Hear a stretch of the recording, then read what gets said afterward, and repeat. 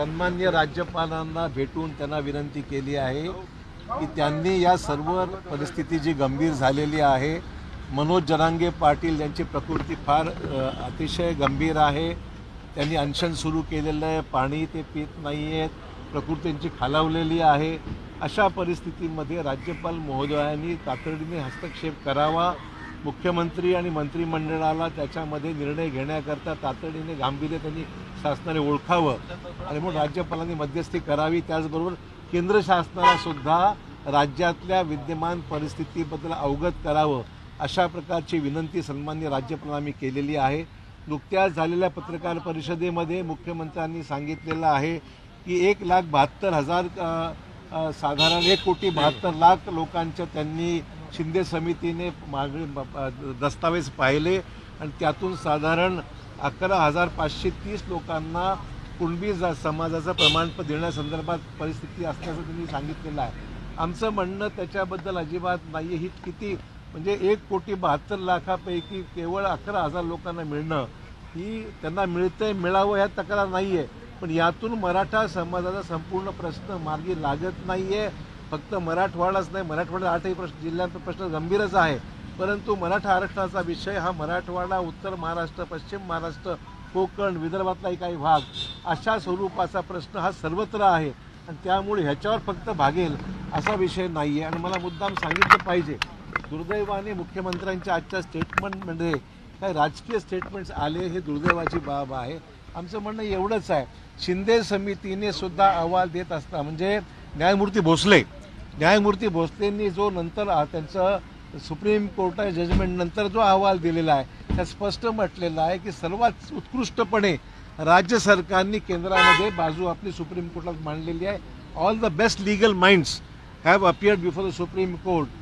केवळ सरकारचंच नव्हे, अन्य ज्या लोकांनी सुद्धा हस्तक्षेप याचिका दाखल केल्या होत्या त्यांनी सुद्धा अतिशय चांगल्या पद्धतीने बाजू मांडल्याचा निर्वाळा retired chief justice Dilip Bhosale यांच्या अहवालात स्पष्ट आहे। ते कदाचित मुख्यमंत्र्यांनी पाहिलं नसावं। आम्हाला याच्यामध्ये कुठलं राजकारण करायचं नाही आहे, पण पॉलिटिकल स्टेटमेंट न देता आज जी परिस्थिती गंभीर निर्माण झालेली आहे ते गांभीर लक्षात घेऊन याच्यामध्ये निर्णय तातडीने घेतला पाहिजे। कसा निर्णय घ्यायचा, काय निर्णय घ्यायचा, अनेक लीगल ऑप्शन्स आहेत।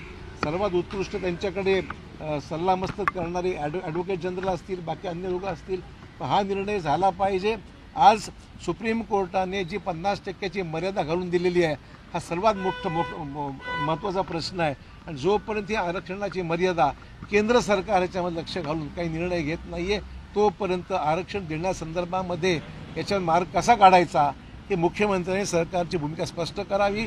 विधिमंडळाचं अधिवेशन राज्यामध्ये तातडीने बोलवावं आणि विधिमंडळाच्या अधिवेशनाच्या कालावधीमध्ये सर्व लोकप्रतिनिधीचं म्हणणं काय, एकीकडे आज प्रकाश सोळंकेंच्या घराला आग लावलेली आहे, त्यांच्या गाडीवर तिथे काही ठिकाणी दगडफेक होते आहे, काही ठिकाणी ही परिस्थिती चिघळत चाललेली आहे, हाताबाहेर चाललेली आहे आणि म्हणून तातडीने अधिवेशन बोलवावं, लोकप्रतिनिधीचं म्हणणं काय ते ऐकून घ्यावं आणि सरकारने या अधिवेशनामध्ये निर्णय घेऊन हा प्रश्न कायमचा मार्गी लावावा अशी विनंती आहे। आणि जरांगे पाटलांनाही विनंती आहे की त्यांनी सुद्धा थोडंसं मदत करून याच्यामध्ये आपल्याला थोडीशी प्रकृतीची काळजी घेतली पाहिजे। आम्हा सर्वांना त्यांची गरज आहे, महाराष्ट्र त्यांच्याकडे पाहतो आहे आणि म्हणून जरांगे पाटलांना विनंती आहे की त्यांनी आमची विनंतीला मान देऊन त्यांनी अनशन सोडवावं अशी विनंती आमची। दोन्ही उपमुख्यमंत्री कुठे दिसत नाही, हा त्यांचा प्रश्न आहे। सरकारचे प्रमुख म्हणून मुख्यमंत्रीच असतात, उपमुख्यमंत्र्यांसुद्धा किमान दाखवलं तर पाहिजे की आम्ही सरकारच्या बरोबर या विषयात मुख्यमंत्र्यांच्या बरोबर आहोत। ते त्या काय अंतर्गत विषय त्यांना माहिती आहे, पण मला एवढं सांगायचं आहे हा विषय राजकारणाचा नाही आहे, समाजाला सुद्धा राजकारणाचा कंटाळा आलेला आहे आणि जो कोणी ह्याच्यामध्ये मार्ग काढू शकेल त्याबद्दल लोक आतुरतेने वाट पाहत आहेत आणि म्हणून आम्ही एक जिम्मेदार विरोधी पक्ष म्हणून महाविकास आघाडीचे घटक पक्ष म्हणून हा प्रश्न मार्गी लागावा यासाठी आमचा सर्वांचा प्रयत्न आहे। मराठा मागितले आहे जरांगे पाटलांना, ते म्हणाले की अजून 2 महिन्याचा कालावधी लागणार आहे, सगळे प्रमाणपत्र सगळे कागदपत्र आता तो प्रश्न आधी 1 महिना आणि 10 दिवस दिल्यानंतर त्या 1 महिन्यामध्ये काय नेमकं घडलं हे तरी कळलं पाहिजे ना, आणि मग कुठल्या गोष्टी अडचंय आपलं हे स्पष्ट करावं। नुसतं देणं आम्ही देणार किंवा आपण जे सांगताय त्यावर विश्वास बसायचा असेल तर आपण महिन्याभरात नेमकं काय केलं हे तर लोकांना कळलं पाहिजे। ह्या ज्या जुन्या नोंदी शोधतायत तेवढं पुरेसं आहे असं वाटतं का? केवळ जुन्या नोंदी ज्या शोधल्या जात आहेत, जुन्या अरे थांब ना मराठी सरसकटच्या संदर्भात हम लोगों ने आज महामहिम राज्यपाल जी से मुलाकात महाविकास आघाड़ी के सभी मान्यवर नेताओं ने आज की है। हमने राज्यपाल जी को परिस्थिति की गंभीरता उनको समझाई है, उनको भी पता है। हमने उनसे कहा है कि वो तुरंत इसमें इंटरवीन करे, राज्य सरकार के सम्मान्य मुख्यमंत्री, उप मुख्यमंत्री और कैबिनेट को अवगत करे। इस मामले को गंभीरता से सरकार ने देखना चाहिए। ऐसे जो हालात में सरकार की जो उदासीनता दिख रही है उससे लोगों में बहुत ज़्यादा गुस्सा है, लोगों में बहुत बड़ा आक्रोश है। आप देख रहे हैं कि मराठवाड़े के सभी ज़िलों में वहाँ पर लॉ एंड ऑर्डर की सिचुएशन निर्माण हुई है, कानून की स्थिति निर्माण हुई है। लोग घर पे जाके अंगार लगा रहे हैं, कई गाड़ियाँ तोड़ रहे हैं, रास्ते बंद हो चुके हैं, गांव में जाना बंद हो चुका है और बड़ी गंभीर स्थिति है। तो ऐसे गंभीर स्थिति में सरकार ने तुरंत सामने आकर अपनी भूमिका स्पष्ट कर देनी चाहिए और केंद्र सरकार से भी हमने अनुरोध किया है राज्यपाल के द्वारा कि केंद्र सरकार को भी अवगत करे कि उसमें ध्यान देने की, इंटरवीन करने की आवश्यकता है। सबसे बड़ी बात है जो सुप्रीम कोर्ट ने 50% का जो सीलिंग लगाया है आरक्षण का, इसके बारे में पार्लियामेंट में कोई कानून बदलाव के बारे में कुछ कर सकते हैं क्या?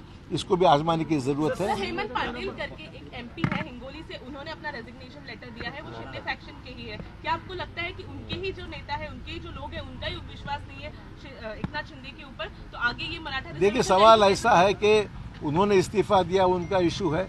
हमने तो ये जरूर हम कहेंगे कि जब तक अपोजिशन रहेगी तब तक इस इशू को हम लोगों के सामने लेते जाएंगे और सरकार पे लगातार प्रेशर बना के रखेंगे।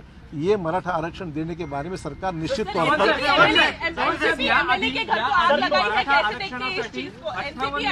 निघाले, शांततामय पद्धतीने आंदोलन झालं, पण आता जे आंदोलन दिसत आहे त्यात हिंसाचार सुरू झालेला आहे, जाळपोळ होते, दगडफेक होते, आंदोलन भरकटलंय असं तुम्हाला वाटतं का? आंदोलन भरकटलं असं मी म्हणणार नाही। लोकांची सहनशीलता संपत चाललेली आहे। इतक्या वर्षापासून हा विषय सातत्याने प्रलंबित होत चाललेला आहे आणि त्याच्यामुळे लोकांची सहनशीलता संपलेली आहे म्हणून हा विषय असं घडू लागलेला आहे। पण शांततेचं आव्हान कराल का? शांततेचं आव्हान विनंती राहणारच आहे।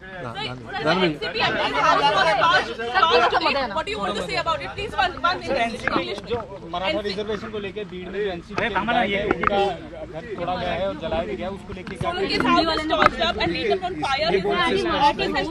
स्थिति गंभीर है। It is a very serious situation and that's why we have asked the government to look into it and explain the government the seriousness of the issue.